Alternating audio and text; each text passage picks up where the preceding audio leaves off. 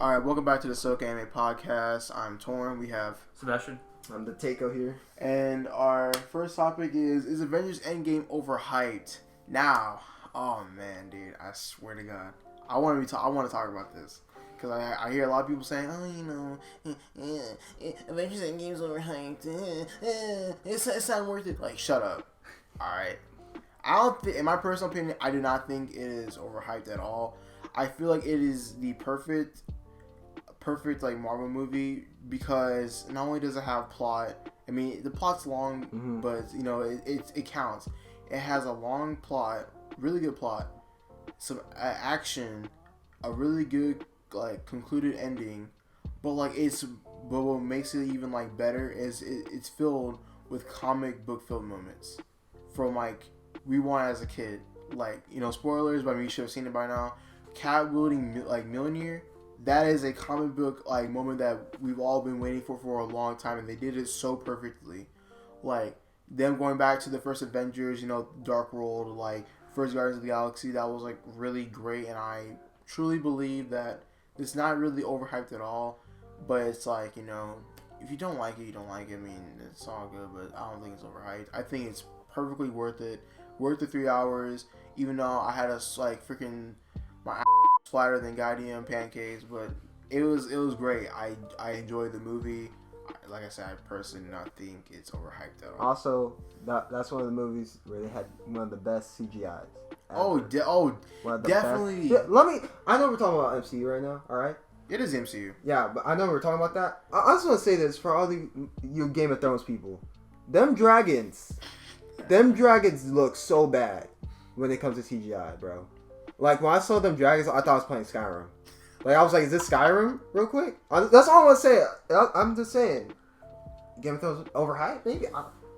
But what's even more crazier is that, like, not only, like, was the CGI polished in this movie more, but, like, it's crazy to think how, like, it's been, like, a year since Avengers Endgame, and how great the CGI has improved and it's so much advanced. Like Professor Hulk, like that was great. That was great CGI. Like it was super great, and it was like I loved it so much. Also, like Thanos, Thanos CGI is always gonna be great. I truly loved it. But yeah, you made a great point about the CGI. Yeah, see, I think they don't get that credit. Like like people don't understand like CGI back in 2000. Like it was terrible. Like I think one of the movies I can say CGI had great effects for its time was Spider-Man 2. Oh yeah, that had great CGI for its time. Other than that, like I can't really think of like any other movies. But like, yeah, it's crazy because like I mean, like Marvel CGI is better than DC CGI. Yeah, if you know what I mean. If you know what I mean, you know what I mean. Like for example, Wonder Woman had like really iffy CGI because of that last like battle. Other than that, I think it was like really good. Wonder Woman was really good. Okay, so like for Avengers, I feel like everyone has their main character. Everyone has their own storyline. It's not so like one character's focused on this one, or one gets like more attention than the other. Everything's really in balance between the storyline and its plot. That's good. Yeah, so like for like Thor example. Like Thor, yeah. So like Thor, like during the fight with Captain, there's conflict between the two, and then they find how to resolve it. And there's all this stuff going on within the plot that just makes up the whole series a better one. Yeah. So and CGI, I have no problem with in Marvel. I think it's great. It tops a lot of series out there, like especially on HBO or like just regular shows on TV. Yeah. And yeah, there's a way big difference between the two. Of course. Well, I wanted to go back to that what you said about their characters having like their own like storylines and it's all balanced, because what made Avengers great was the characters and how they had character development over all the movies and how like it's gonna evolve over time, because Thor had really great character development as an example, because he went from like this like cocky, arrogant, like godly figure to a person who like got fat, like in like over the 5-year time skip, and he's got depressed, which is understandable because he felt like him not killing Thanos and going for the head was that everyone got sacked because of him, and he had that guilt for over 5 years, and that's just like really great. And like everything was like slowly getting depressive, but they figured out a way how to stop Thanos and go about their way about getting the stones as well throughout like all the different times. So that was a really great. That was a really great. The thing was about the timeline was really good. Oh, time travel was really good. Yeah. Okay, so like for this instance, like how they integrated time travel with the MCU concept of it, like just basically going off, but then coming back on that same route. Yeah. Of Universal. So I thought that was really, really good, and how they pulled that together. I don't know how they did that. Yeah, it's actually really good, and I feel like all the movies in the future are gonna incorporate time travel should take the MCU's time travel for resistance, because this like they're saying how it's not Back to the Future where like if you were to kill your past self or kill your past self, your future self wouldn't be gone because it's from a different timeline, but instead it will create an alternate timeline of like different like all that stuff, and that was pretty good. And it's like, I think it was really well done.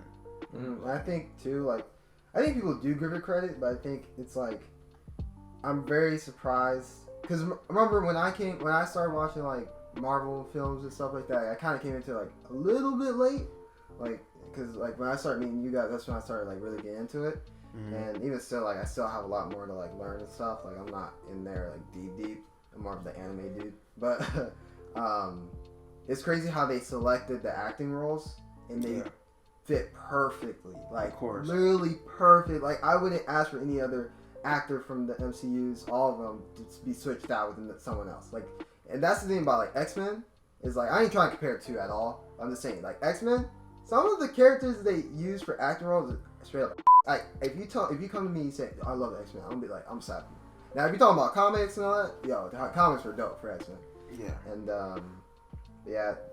but I can see why people say it's overrated, but like from like someone who's not a fan, I could totally understand. Like, if they're not a fan and they go home and they start seeing Marvel, like in their head they'll be like, dude, what the heck? Like, what the is this? Like, what is this? Like Game of Thrones. Like, I don't watch Game of Thrones, but I see it all the time. So of course I'm gonna think it's overrated.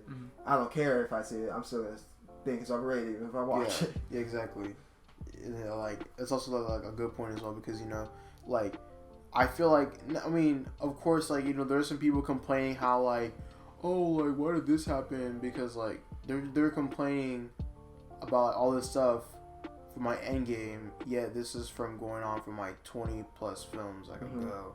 It's like getting a book, going to the last chapter, complaining about the ending, but you haven't read like the rest of the book.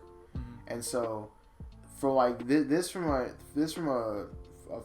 fan standpoint, comic book fan standpoint, this is a really great movie, and that it should be remembered from like all of history. That's very difficult to like, because it proves like trying to like a lot of animes try to get a manga and then put the manga turn into an anime and then put the anime to a live action. Like it proves to you how difficult it is just try to get a comic book that already has tons of series on it by itself and then try to make it. Yes, you could say live action. In a way, like a live film, of course, put into a film. That's already difficult as it is just by seeing anime because they can't even do it. Yeah, of course. Like every person that's working at Marvel, like of course, like the live action like movies, is like actually doing like a really great job because like they're incorporating like so many comic book film moments. Like not only like Cap wielding Mjolnir, but like Thor wielding Stormbreaker and Mjolnir like together, and like him having like a Viking type form. That's like straight from the comics. Like that's just like great. Like it's like great. I love it so much. I mean, like even thinking about it, like thinking about the movie, it's like bringing back like memories. It's like everyone loved this. Yeah, work on the game, please. I want this game. Oh yeah, the game too. Please, like come on, man. Come on. Oh, the soundtrack too, dude. Soundtrack. Oh yeah, the soundtrack. Movies together. Oh yes, the film score for all the MCU movies is great. Oh god, yes.